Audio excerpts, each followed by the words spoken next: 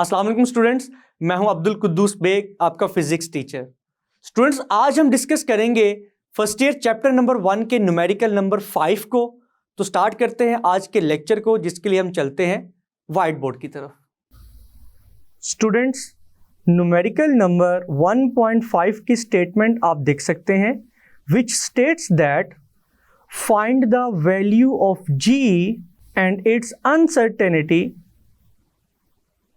using the formula t is equal to 2 pi square root or L over g from the following measurements made during an experiment. Length of a pendulum is equal to L is equal to 100 centimeters. Time for 20 vibrations is equal to 40.2 seconds. And it is also stated that length was measured by a meter rule or a meter scale of accuracy up to 1 millimeter and time by stopwatch of accuracy 0.1 seconds. तो students, statement को read करने से हमें मालूम हुआ कि हमने इस न्यूमेरिकल में ग्रेविटेशनल एक्सेलरेशन g की ना सिर्फ वैल्यू कैलकुलेट करनी है, बल्कि हमने g की वैल्यू में मौजूद अनसर्टेनिटी को भी कैलकुलेट करना है। लेकिन जी की वैल्यू को कैलकुलेट करने के लिए हम जो फॉर्मूला यूज करेंगे, it is also given in the statement, which is equal to T is equal to 2 pi square root L divided by G. इसके अलावा स्टेटमेंट में क्या चीज गिवन है? पेंडुलम की लेंथ स्टूडेंट्स गिवन है 100 सेंटीमीटर्स और उस पेंडुलम की 20 वाइब्रेशंस का टाइम गिवन है, which is equal to 40.2 seconds. और लास्ट पे ये चीज मेंशन्ड है कि लेंथ की वैल्यू जिस मीटर स्केल से मेजर की गई है, उसकी मैक्सिमम एक्यूरेसी, प्रिसिजन और एब्सोल्यूट अनसर्टेनिटी की वैल्यू है 1 millimetre.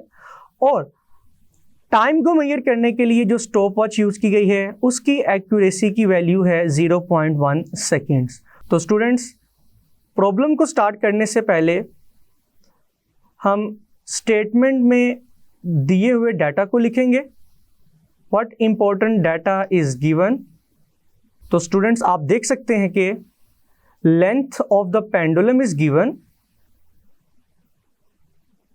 Which is equal to 100 centimetres. लेकिन स्टूडेंट्स, लेंथ का ऐसा यूनिट क्या है? मीटर्स। तो लेंथ की वैल्यू को मीटर में कन्वर्ट करने के लिए हम 100 से डिवाइड करेंगे, because there are 100 centimeters in 1 meter. आप प्रीफिक्स सेंटी की वैल्यू भी यूज कर सकते हैं, which is equal to 10 raised to power minus 2. तो स्टूडेंट्स, आप देख सकते हैं 2 zeros से कैंसिल होंगे। आफ्टर दैट लेंथ की वैल्यू ऐसे यूनिट में आएगी 1 मीटर्स। नाउ स्टूडेंट्स, लेंथ के अलावा time is also given, but this time is given for 20 vibrations. तो हम लिखेंगे टाइम for 20 vibrations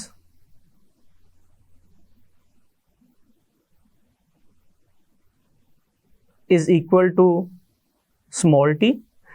स्टूडेंट्स, यहां पर हम स्मॉल टी यूज करेंगे बिकॉज कैपिटल टी हम यूज करते हैं टाइम पीरियड के लिए। टाइम पीरियड पेंडुलम की एक वाइब्रेशन का टाइम होता है, लेकिन यहां पर 20 वाइब्रेशंस का टाइम है, तो इसलिए हम स्मॉल टी यूज करेंगे and this time is equal to 40.2 seconds. Now students, अगर 20 वाइब्रेशंस का टाइम 40.2 सेकेंड्स है, तो इस पेंडुलम का टाइम पीरियड क्या होगा? तो स्टूडेंट्स, टाइम पीरियड को निकालने के लिए आपको टाइम पीरियड की डेफिनेशन का पता होना चाहिए। Time period is the time for a pendulum to complete 1 vibration. तो यहां पर students, capital T is used for time period and it is equal to total time for the 20 vibrations divided by the number of vibrations which are 20. तो students, time period निकालने के लिए हम 20 vibrations के time को total number of vibrations जो कि 20 हैं उससे डिवाइड करेंगे। तो आफ्टर डिवीजन आपका आंसर आएगा 2.01 सेकेंड्स। स्टूडेंट्स, इसका मतलब है कि अगर एक पेंडुलम 20 वाइब्रेशंस 40.2 सेकेंड्स में कंप्लीट कर रहा है, तो वही पेंडुलम एक वाइब्रेशन 2.01 सेकेंड्स में कंप्लीट करेगा। नाउ स्टूडेंट्स, इसके अलावा स्टेटमेंट में और कौन सा डाटा गिवन है? Least count of metre rule और metre scale is also given, which is equal to 1 millimetre. लेकिन अगर हम इस वैल्यू को सेंटीमीटर में कन्वर्ट करें तो स्टूडेंट्स आपका आंसर आएगा 0.1 सेंटीमीटर। और स्टूडेंट्स, इसके अलावा फाइनली स्टॉप वॉच का भी लीस्ट काउंट गिवन है, तो हम लिख सकते हैं least count of stopwatch is equal to 0.1 seconds। Students, यहां पर मैं एक चीज का इजाफा करना चाहूंगा कि least count of the measuring instrument, जैसे कि आपको मालूम भी है, least count of the measuring instrument is also known as absolute uncertainty.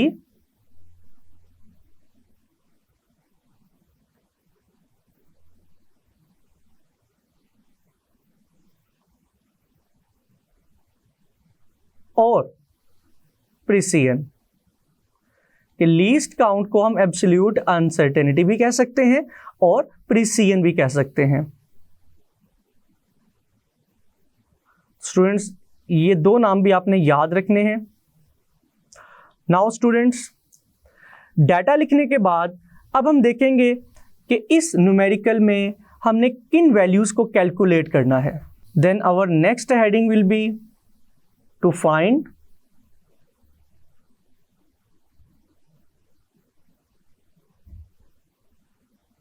so students, it is mentioned at the start of the statement is find the value of g.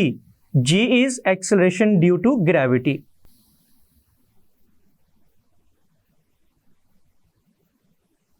हमने g की value को calculate करना है और g क्या है? Acceleration due to gravity and it is represented by g and it is unknown।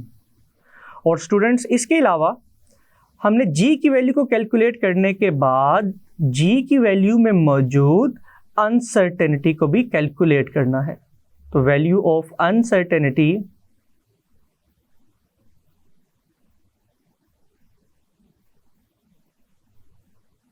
भी हम कैलकुलेट करेंगे। नाउ स्टूडेंट्स, इसके बाद हमारी नेक्स्ट हेडिंग होगी फॉर्मूला की। Students, formula is already given in the statement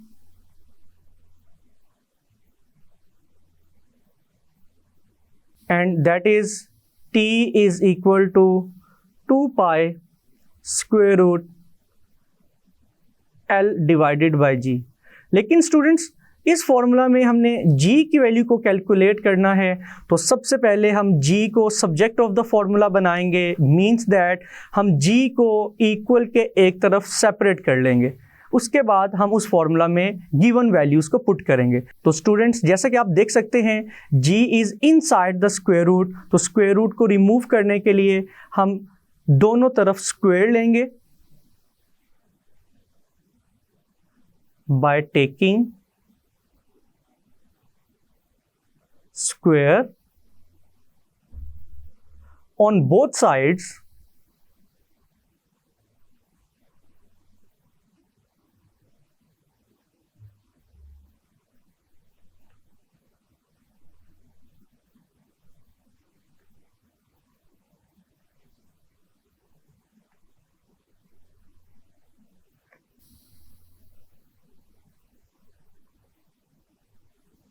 now students, left hand side में जब हम t का स्क्वायर लेंगे it becomes t square.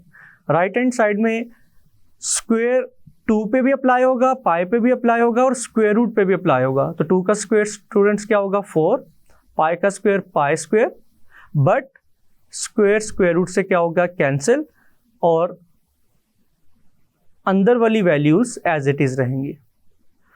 Now students आप देख सकते हैं g is in the denominator. जब हम इसको इक्वल की लेफ्ट साइड पे शिफ्ट करेंगे it will be multiplied by T square, तो ये बन जाएगा g T square is equal to 4 pi square multiply by L.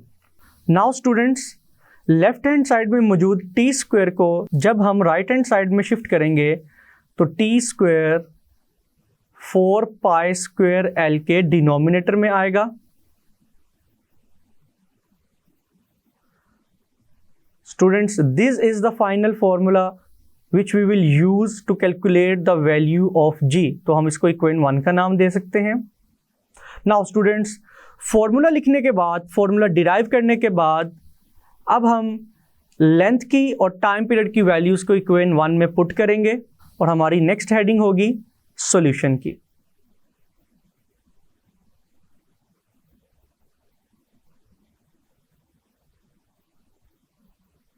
Now students, by putting the values in equation 1, g 4 will remain as it is। Students, pi की value आपको मालूम है 3.14 whole square, and students the value of length of the pendulum is given which is equal to 1 meters divided by t की value क्या है students? t is the time period and which is equal to 2.01 whole square.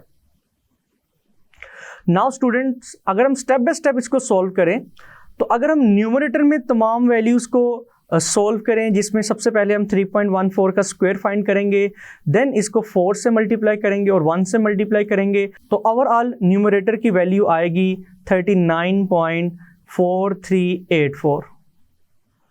और students denominator में अगर हम 2.01 का square मालूम करें तो हमारा आंसर आएगा 4.04।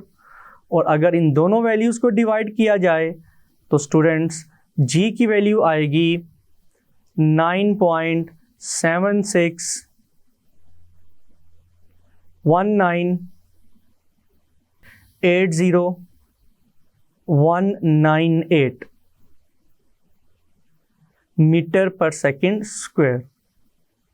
नाउ स्टूडेंट्स हमने g की वैल्यू तो कैलकुलेट कर ली, लेकिन आप देख सकते हैं कि g के फाइनल आंसर में there are how many significant figures? 10 significant figures. तो स्टूडेंट्स फाइनल आंसर में हमारे पास 10 सिग्निफिकेंट फिगर्स आए हैं। लेकिन स्टूडेंट्स हम प्रीवियस लेक्चर्स में ये बात सीख चुके हैं कि जब भी वैल्यूज़ को मल्टीप्लाई या डिवाइड करवाया जाए तो हम अपने आंसर को up to appropriate significant figures में लिखेंगे। तो स्टूडेंट्स अगर हम अपने आंसर को देखें तो आप देख सकते हैं वैल्यू ऑफ g में total 10 number of significant figures हैं। लेकिन अगर हम अपने आंसर को up to appropriate significant figures लिखना चाहते हैं तो हमारे आंसर में कम से कम उतने सिग्निफिकेंट फिगर्स होने चाहिए जितने डाटा में कम से कम सिग्निफिकेंट फिगर्स मौजूद हैं। तो स्टूडेंट्स डाटा में लेंथ गिवन है विच इज़ 100 सेंटीमीटर। तो स्टूडेंट्स अगर डाटा की बात की जाए तो डाटा में लेंथ गिवन है and time for 20 vibrations given है। दोनों में नंबर ऑफ सिग्निफिकेंट फिगर्स 3 हैं, तो इसलिए हमारे फाइनल आंसर में भी 3 सिग्निफिकेंट फिगर्स होने चाहिए। अगर हम अपने फाइनल आंसर को राउंड ऑफ करके अप टू 3 सिग्निफिकेंट फिगर्स लिखें तो आपका स्टूडेंट्स फाइनल आंसर आएगा 9.76 मीटर पर second square. Students this is the first part of this numerical कि हमने g की वैल्यू को कैलकुलेट कर लिया है which is equal to 9.76 metre पर सेकेंड स्क्वायर। नाउ स्टूडेंट्स अब हमने इसी g की वैल्यू में टोटल अनसर्टेनिटी की वैल्यू को कैलकुलेट करना है। तो स्टूडेंट्स g की वैल्यू हमने कैलकुलेट की है with the help of length of the pendulum and with the help of the time period of the pendulum. और स्टूडेंट्स हमने L और T की वैल्यूज को डिवाइड किया है। इट मीन्स दैट कि हमारे फाइनल आंसर में जो टोटल अनसर्टेनिटी होगी वो निकाली जाएगी with the help of percentage uncertainty in length and percentage uncertainty in time period T। तो स्टूडेंट्स अब हम ग्रेविटेशनल एक्सेलरेशन g की वैल्यू में टोटल अनसर्टेनिटी को कैलकुलेट करते हैं। अब हम g की वैल्यू में मौजूद टोटल अनसर्टेनिटी को कैलकुलेट करने लगे हैं। Uncertainty in the value of g। तो स्टूडेंट्स, अनसर्टेनिटी निकालने के लिए हम सबसे पहले percentage uncertainty in length calculate करेंगे। स्टूडेंट्स, सबसे पहले हम परसेंटेज अनसर्टेनिटी के फॉर्मूला को रिवाइज करते हैं। Percentage uncertainty in any measurement is equal to absolute uncertainty divided by measured value multiply by 100। और स्टूडेंट्स, आपको मालूम है कि absolute uncertainty is the least count of the measuring instrument. तो स्टूडेंट्स, सबसे पहले हम लेंथ के अंदर परसेंटेज अनसर्टेनिटी की वैल्यू को कैलकुलेट करेंगे। स्टूडेंट्स, लेंथ की वैल्यू जिस इंस्ट्रूमेंट से मेजर की गई है उसका लीस्ट काउंट है 0.1 सेंटीमीटर और लेंथ की मेजर्ड वैल्यू इन सेंटीमीटर्स है 100 मल्टीप्लाई बाय 100। तो स्टूडेंट्स, लेंथ में परसेंटेज अनसर्टेनिटी की वैल्यू है 0.1%। स्टूडेंट्स, लेंथ के अंदर परसेंटेज अनसर्टेनिटी की वैल्यू को कैलकुलेट करने के बाद अब हम परसेंटेज अनसर्टेनिटी की वैल्यू कैलकुलेट करेंगे इन टाइम पीरियड। लेकिन स्टूडेंट्स, टाइम पीरियड में एब्सोल्यूट अनसर्टेनिटी की वैल्यू को कैलकुलेट करने के लिए हम जो फॉर्मूला यूज करेंगे that is absolute uncertainty in time period is equal to least count of the stopwatch divided by total number of vibrations।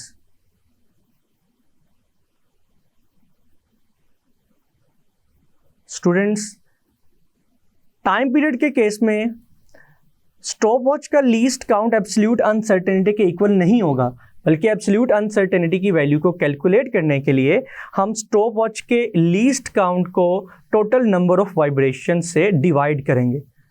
तो students, least count of stopwatch क्या था?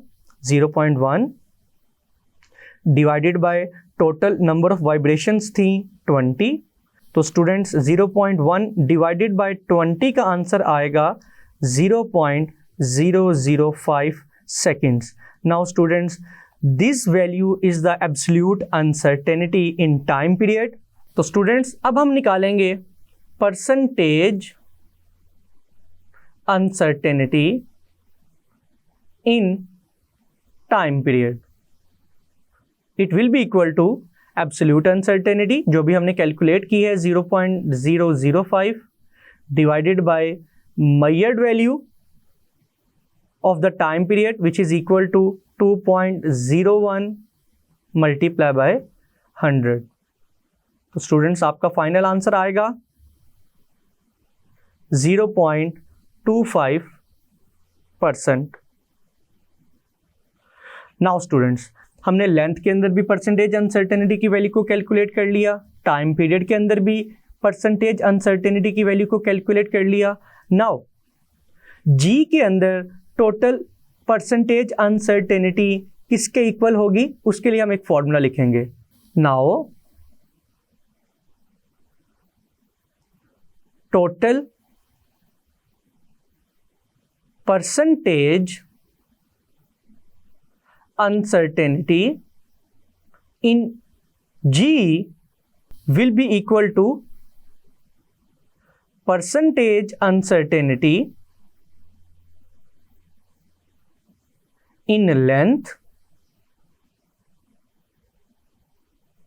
plus 2 times percentage uncertainty in time period।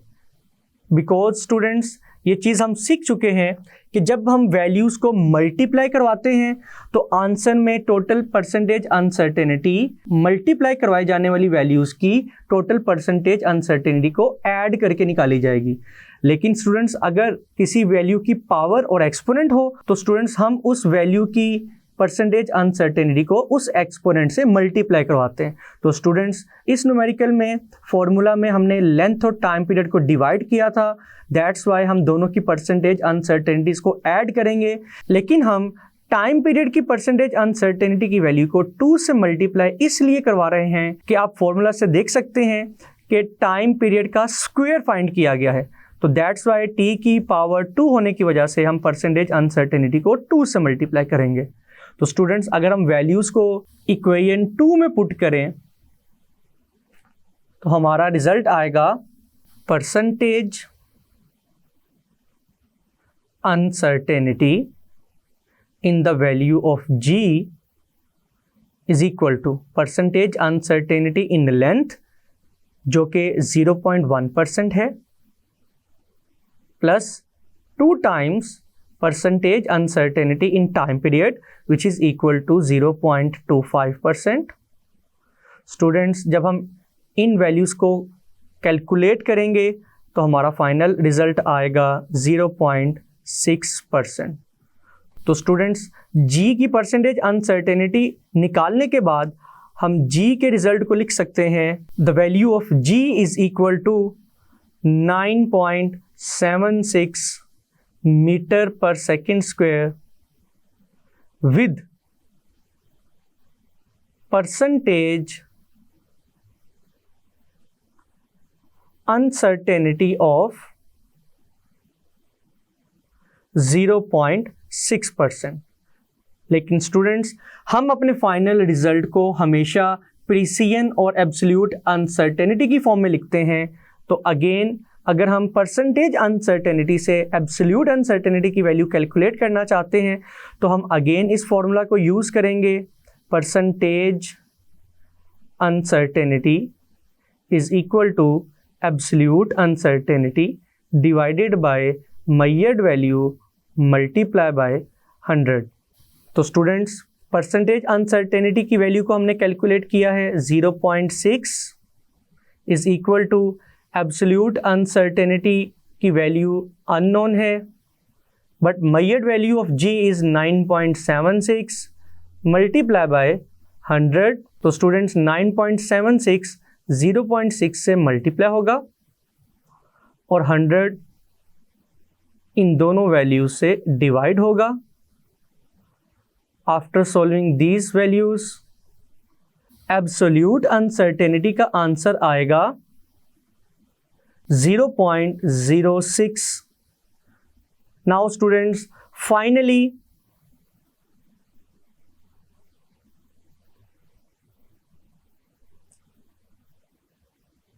g की value में total uncertainty की value है 0.06। तो हम अपने फाइनल रिजल्ट को लिखेंगे g इज इक्वल टू, सबसे पहले मेजर्ड वैल्यू आएगी which is 9.76, then absolute uncertainty से पहले स्टूडेंट्स हम प्लस माइनस लिखते हैं, देन एब्सोल्यूट अनसर्टेनिटी की वैल्यू आएगी और लास्ट पे हम यूनिट लिखेंगे। g को मेजर किया जाता है मीटर पर सेकेंड स्क्वायर में। तो स्टूडेंट्स, ये था न्यूमेरिकल 1.5 का फाइनल रिजल्ट, जिसमें हमने ना सिर्फ g की वैल्यू को कैलकुलेट किया बल्कि हमने g की वैल्यू में टोटल अनसर्टेनिटी की वैल्यू भी कैलकुलेट की। जी स्टूडेंट्स, मैं उम्मीद करता हूं आज का न्यूमेरिकल आपको बहुत अच्छे से समझ आया होगा। इसको अच्छे से प्रिपेयर कीजिएगा। मिलते हैं नेक्स्ट लेक्चर में, तब तक के लिए अपना ख्याल रखिएगा। अल्लाह हाफिज़।